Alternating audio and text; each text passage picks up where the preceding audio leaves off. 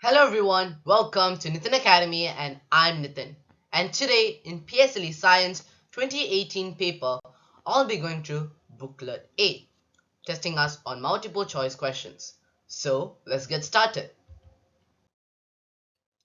Today I'll be going through question 11. So let's take a look at it. Okay, so this is question 11. So let's read the question first. The diagram shows a flower of plant Z. Okay, so this is plant Z. The reproductive parts are hidden in the flower. Okay, so these are the reproductive parts which are hidden in the flower. Okay, the flower gives off a strong smell. A gardener observes that the female part of the flower opens first for 2 days and then dies before the male part opens and dies. Okay, so how is plant Z pollinated? Okay, so the method, right? They are giving us the options between insect and wind, and within one flower or between two flowers. Okay, so we can tell that it is definitely not by wind, right?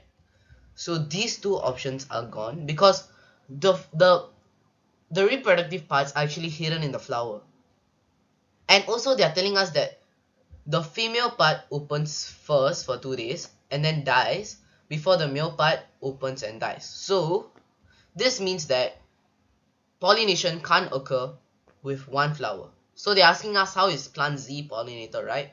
So it can't occur within one flower. It needs to be between two flowers. So all the one flower is actually wrong.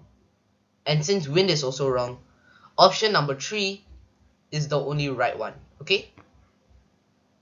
So why is it two flowers? Because since the female part of the flower opens and dies for the first 2 days, right? Opens for the first 2 days and then dies, right?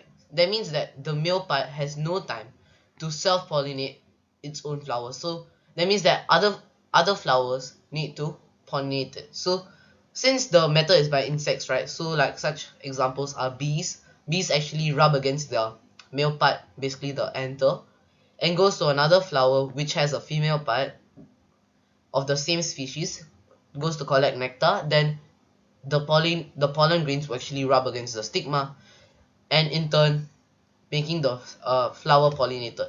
Okay, so I hope you understood that. So that's why this is really good. So the answer is actually 3. Okay, so I hope you understood that, and with that I've come to the end of this video, and thank you and bye bye. I'll see you in my next video. Bye.